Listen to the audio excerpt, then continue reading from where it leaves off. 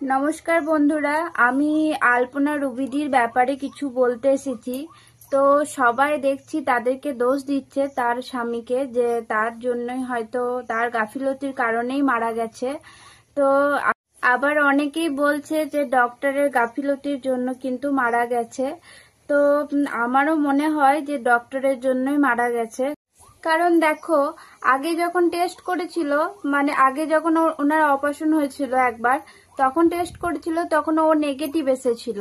আর এখন আবার টেস্ট করেছে AB পজিটিভ। তা এটা কিভাবে হয়? কেউ তো ভুল করেছে। তো এখানে কিন্তু ওর স্বামীর কি দোষ আছে বলো তো? তো স্বামীর বা ওর মায়ের কেউ কি চাইবে নিজের বউকে মানে মৃত্যুর মুখে ঠেলে দেওয়ার জন্য? এটা আমি একদমই মানি না। তো তারা খুবই তো সে ডক্টর গুলোই কিন্তু ভুল ট্রিটমেন্টের জন্য কিন্তু অনেক মানুষই এখনকার দিনে মারা যাচ্ছে। তো দেখো, আর তার উপরে ওনার কিন্তু অনেক রোগ ছিল, যেমন থ্যালাসেমিয়া ছিল, তারপর পিত্তথলিতে স্টোন ছিল।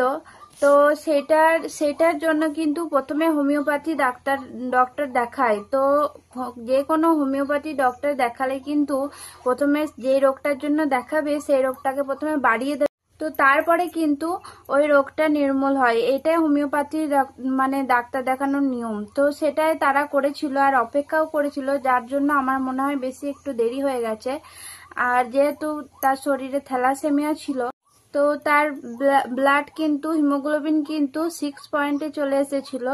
থ্যালাসেমিয়া আমারও আছে, আমার বিটা থ্যালাসেমিয়া আছে। তো আমি সেটা জানি। আমার প্রেগনেন্সির টাইমেও কিন্তু আমারও কম হয়ে গেছিল, কিন্তু পরে আবার যাদেরই কিন্তু থ্যালাসেমিয়া আছে, থ্যালাসেমিয়ার কোনো ভাগ আছে, তাদেরই কিন্তু ব্লাড ওঠানামা করে, যার জন্য কিন্তু শরীর খারাপটা হয়। তো খাওয়া দাওয়াটা তার জন্য কিন্তু ভালোভাবেই করতে হয়। আর ওই দিদিটা খাওয়া দাওয়াটাই করতে পারতো না, কারণ তার পিত্তথলিতে স্টোন ছিল, যার জন্য কিন্তু তার গাটা গোলাতো।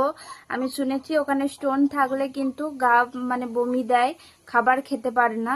তো সেটাই ওনার ক্ষেত্রে হয়েছিল। তো এর কারণেই এইসব হয়ে গেছে। তো ওনারা খুবই নিরীহ মানুষ, তো ওনারা অতটাও বুঝতে পারেনি রোগটাকে, অতটাও সিরিয়াস ভাবে বুঝতে পারেনি, যার জন্যই এগুটা হয়েছে। তো এখানে কাউকে দোষ দেওয়ার কিছুই নেই। দেখো, কপালে যেটা থাকে সেটাই হয়, তবে আমাদেরকেও চেষ্টা করতে হয়। তো এটা কিছুটা একটু গাফিলতি বলতে পারো, সেটা ঠিক ডক্টরের হাতে পড়লে কিন্তু এরকম। কোনো ডক্টর যদি বলে যে এই পেশেন্টের জন্য এই করতে হবে, তাহলে কি বাড়ির কোনো ফ্যামিলি এটা করবে না? সেটা আমি একদমই বিশ্বাস করি না। আর তাদের কাছে এখন যথেষ্ট টাকা, সবাই এটাও বলছে যে তাদের টাকা থাকা সত্ত্বেও করেনি, এটা একদমই ভুল। হ্যাঁ, কি বলবো, এই টাইমে এরকম কথাবার্তা বলার কোনো মানে হয় না। তাদেরকে একটু সান্ত্বনা দেওয়া দরকার, যে যার যায় সেই বোঝে সেটা। অনেকজন আবার বলছে হট করে উপরে উঠে গেছিল, ধস করে পড়ে গেল, হ্যান ত্যান, এরকম মানুষ বলে কিভাবে? একটা মানুষের জন্য তার মাকে বা তার বরকে সান্ত্বনা দেওয়াটা আমাদের দরকার। আর তার মায়ের কথাটাই ভাবছি, কারণ প্রথমে তার স্বামী চলে গেছে, তারপর আবার মেয়ে। তো তাকে যেন ভগবান শক্তি দেখ। আর ওই দিদিটাও যেন কৃষ্ণের শিব ধামে যেতে পারে। দিদিটা কৃষ্ণের গোলক বৃন্দাবন ধামে যেতে চেয়েছিল, তো সেখানেই যেন তিনি থাকে, তার আত্মার যেন শান্তি হয়, এটাই আমরা চাইবো। আর সে পুনর্জন্ম চায়নি, সে কৃষ্ণ ভক্ত ছিল বলেই চায়নি। অনেকে বলছে স্বামীর সঙ্গে থাকতে চায় না বলেই পুনর্জন্ম, থাকতে চাইতো না বলেই পুনর্জন্ম চাইছে না, এরকম বলছে। এরকমটা নয়। যারা কৃষ্ণ ভক্ত হয় তারা সবসময় এটাই বলে যেন আমরা কৃষ্ণের কাছে থাকতে পারি। তো এরকম উল্টো ওই ভুকাদা যেন ওই আলপনাদির মাকে যেন ভালোভাবে রাখে, এটাই চাইবো। তাকে যেন আগলে রাখে, তাকে যেন ভালোবেসে আগলে রাখে, এটাই চাইবো।